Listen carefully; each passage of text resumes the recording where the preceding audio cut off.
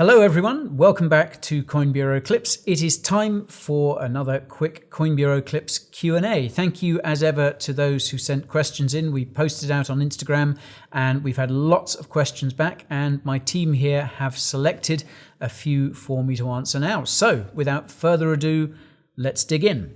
Okay, so first question is from Sammy Boy. Are you hopeful for the future of crypto? If so, what keeps you bullish? Well, yes, I suppose I should start and say, yes, I am hopeful for the future of crypto. And if I wasn't, I'd be in the wrong job. So yes, I am very hopeful about the future of crypto. And for a whole lot of reasons. I guess at the moment, one of the main reasons I'm so hopeful is not only have we seen, like, the recent banking crisis in the States is a good example here, and we've seen Bitcoin especially do really well off the back of that. But I think as more and more people learn to distrust fiat currency more and more, as we get constant reminders of just how fragile the whole fiat economy is, I think that more people will wake up to the fact that there is an alternative. Now, I'm talking mainly about Bitcoin here, because I think Bitcoin is, the ideal hedge against the fiat economy. But that's not to say that other aspects of the crypto economy aren't going to be massive in the future as well. Obviously, Ethereum is the big name there, but I think there are plenty of others, plenty of other crypto projects, plenty of other use cases, plenty of ways in which crypto is going to make the world better in the long run. And I think the more I see kind of people pushing back against it, the more I hear from people, oh, crypto's dead, crypto's had its time. It's like, yep, well, you've said that before and you've been wrong every single time, and it just comes back stronger. And that is exactly what it is going to do. We've already got people talking about a new bull market. I'm not convinced we are in new bull market territory just yet. But after everything that happened over the last year or so, and crypto is rallying, because I think more and more people are realizing exactly what it can do, how much promise it has. So yeah, I am very bullish on the future of crypto, and there are plenty of things. Don't get me started, really. Okay, Juris Mveta says, can inflation in the US peak again late this year? That is a good question. I guess we're seeing interest rates pretty high now, and it looks like we're going to get another interest rate hike in May, which would take us to just above 5% in the United States. So, and obviously the latest set of CPI and PPI data suggests that inflation is starting to come down, and we have seen a fair bit of dwindling of inflation in the US over the last few months. That said, it is still pretty high, although not nearly as high as in some countries like the UK, for instance. So it seems to me that the rate hikes that the Fed have put in place over the last year or so, they are working. Now, obviously now talk turns to when the Fed is going to pause its rate hikes, or really what investors want is for the Fed to start bringing rates back down again.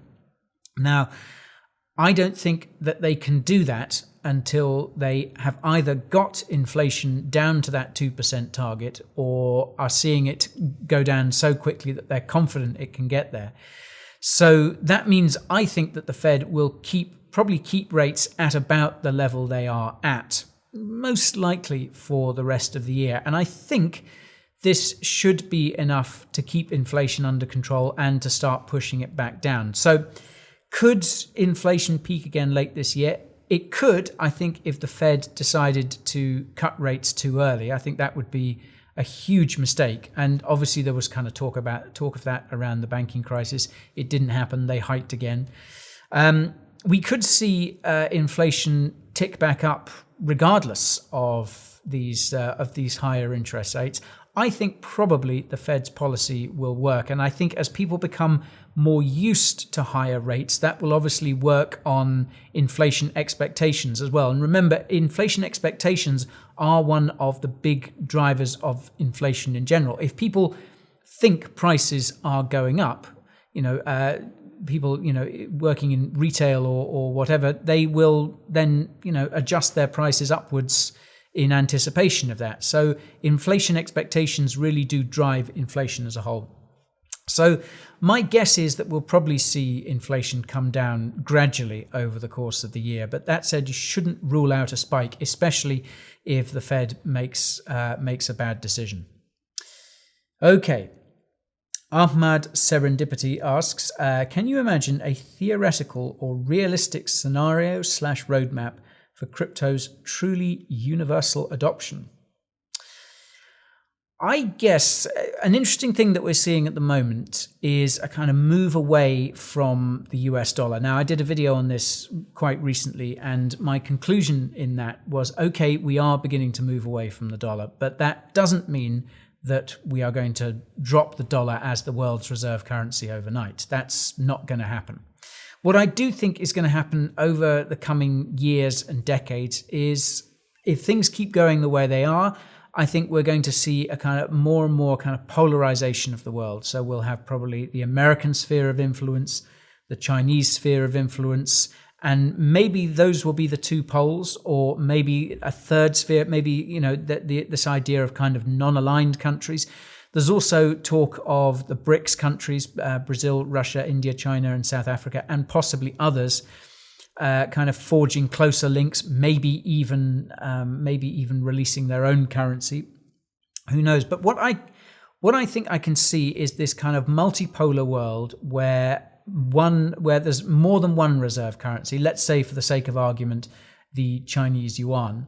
But remember, all these, whatever fiat currencies are being used as the world's reserve currency, they're all fiat currencies. So they're all being controlled from one particular place. If it's the dollar, then basically it's controlled by the Federal Reserve and the US government. If it's the yuan, then basically the People's Bank of China and the Chinese Communist Party are controlling it. Now, neither of those is ideal, and I think that is where crypto begins to fit in. And again, Bitcoin is probably the best example here. But I think more and more people will realize that if they're using a fiat currency, whether it's their own one, whether it's the dollar, whether it's the yuan, whether it's something else, fiat currencies are inherently unstable and inherently controlled by some other entity. And that is where I think crypto will come in, and more people will start to use that, especially things like Bitcoin, because they know that it's not controlled by any one entity or groups of entities. So that, I think, is kind of a very broad overview of the way I see things going. Crypto becoming this alternative against this kind of rotten fiat system that we have at the moment. Sorry to interrupt you folks, but I have to let you know about the Coin Bureau deals page. Now, my team and I have been able to pull together some of the best promos and discounts in the whole crypto space. We're talking trading fee discounts of over 50%, thousands of dollars in bonuses, amazing deals at top exchanges, reduced prices on hardware wallets, and much, much more besides.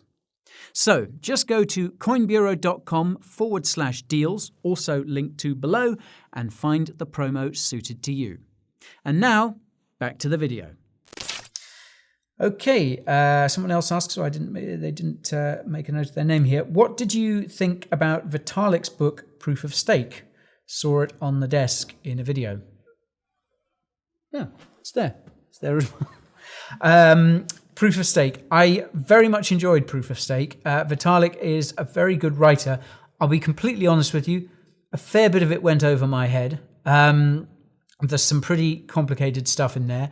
But as I said, Vitalik is actually a surprisingly good writer. What a lot of people might not know is that once he discovered Bitcoin, one of his first ways of earning it was to write about it, and his writings kind of stood out, not only because he clearly understood it and knew what it was and how it worked, but also because he was a very articulate writer as well, and that really comes through in the book. So even though quite a lot of it is pretty high level stuff, it is very much worth a read as well. I very much enjoyed it, and I think it's one of these books you should definitely have in your crypto library. I should do an updated crypto library video at some point. Okay, Matt SE10, yeah, Matt SE10. Is that SE10 as in London SE10, which would that be like Greenwich, Charlton? I don't know. Maybe it's something else. Anyhow, is there any chance BTC will be used for international transactions between countries? Again, yeah, this kind of ties into what I was talking about earlier in this multipolar world. Yeah, I think there's every chance. We obviously had Russia talking about using Bitcoin for international trade not so long ago. And again, I think I talk about how individuals would want to hold a form of money that isn't controlled by some other entity. And I don't see any reason why eventually countries won't hold a similar position. Why would you want to trade in the currency of a country that may be, that may not be necessarily aligned with your values, when you can trade in something that's completely decentralized and trustless and not controlled by anyone else? And by that point, I think in the future, Bitcoin's value will be a lot more stable. And I think we'll see an increasing amount of Bitcoin yet being used in international trade and in all sorts of other things as well. I think Bitcoin will become a global currency, very much a global medium of exchange, store of value in the, well, perhaps not all that distant future. Mutesa Paulin asks, what is the future of money? Are Bitcoin, Ethereum, and other altcoins going to survive in 30 years? Well, yeah, I see a theme emerging here. Bitcoin and Ethereum, I think, will certainly be around in 30 years. I'll be very surprised if they weren't. Now, they may have changed in their uses may have changed at the moment. Obviously, Bitcoin started off, it was designed to be a medium of exchange. It's now kind of moved away from that and become more of a store of value. Perhaps for things like the Lightning Network, we will see it being used more as a medium of exchange again in the future. Perhaps it'll kind of morph again. Ethereum as well, I think ETH will be, by that point, I imagine so much will be happening on the Ethereum network that will be so fundamental to how people exist online. And obviously ETH will always be used to pay for gas on that network. So I see Ethereum around in 30 years' time. All other altcoins, I'm afraid all bets are off. One of the most interesting things you can do, well, certainly in my humble opinion, and I do admit that I am a bit of a nerd in that respect, but if you go to CoinMarketCap / historical, then you can look back at the charts from back in the day. So in fact, I'm actually going to do this right now. Let's have a look. CoinMarketCap / historical. And this, so let's have a look at, let's go back relatively recently. Let's go back to 2016. We are in mid-April at the moment. So, I'm recording this on the 7th. Let's have a look. 17th of April, 2016. The top 10 cryptos were Bitcoin, Ethereum, XRP, Litecoin, Dash is still kind of going, MadeSafe Coin, Dogecoin, NEM, Factom, and Monero. And there are lots of others like Fedora Coin, Emma Coin, Hyperspace, YB Coin, Agorist tokens, all within kind of top 20 or so. Now, my point here is that, even many of the cryptos that are riding high today, some of them in a relatively short space of time will be forgotten. This is one of the things that's kind of really not just amazing, but also kind of scary about the crypto market, is that it moves so fast. Projects come and go really, really quickly. And I think we will see more of that as time goes on. We will see more and more new projects coming, replacing old ones. We'll see a lot of change over the coming years. And I am certain that, obviously, here we are in 2023. I think if we look at the top 10 in 2 years, 4 years, 5 years' time, it will look very, very different. I think Bitcoin and Ethereum will still be there. As to everything else, as I say, all bets are off. Okay, well, time, just two more. It's Twahidi asks, what kind of tea / coffee do you drink? I must admit, and I know this is going to sound strange coming from an Englishman, I must admit I don't drink all that much tea. I do drink, we did have some very nice peach flavoured tea bags in the office recently. I do quite enjoy one of those, but generally I don't tend to drink much tea. Mrs. Guy drinks gallons of it, but it's not really for me. Coffee, on the other hand, I absolutely adore, and I just basically can't function without. And that's absolutely fine. In terms of what coffee I drink, so I discovered Nespresso pods about the time I moved here, and there just is no substitute, I'm afraid. I used to make coffee in like a stovetop, in one of those stovetop kind of mocha pots, you know. It was good, but I've got to tell you, these pods are just way better. I don't know what it is. It's also much less faff. And frankly, if it's good enough for George Clooney, it's good enough for me. Okay, final question. Andrei Tokic says, are you playing chess? Well, not right now. I mean, I haven't got a chess window open on this. I don't actually play chess. I mean, I know how to play chess in that I know the moves, but I am useless at it. Pretty much anyone in the world has got a very good chance of beating me at chess. If you want a crypto YouTuber who's a chess expert, then Ben Cowan is your man. He, I'm reliably informed, is an absolute demon at it and is very, very into it. So, word of advice, never play Ben Cowan at chess, because chances are he will absolutely destroy you. But if you want to win, play against me, because I'm hopeless.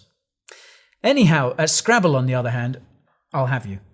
Anyhow, thanks for your questions, guys. We'll do another one of these again very soon, and I will see you again very soon here on Coin Bureau Clips. Please don't forget to like and subscribe, and also, I must say, check out our new channel as well, Coin Bureau Trading, if that's the sort of thing you're interested in. It is a wonderful new channel with a wonderful new presenter. I do urge you to check it out. Link will be in the description along with everything else. Well, everyone else as well. Everyone will be in the description. See you next time.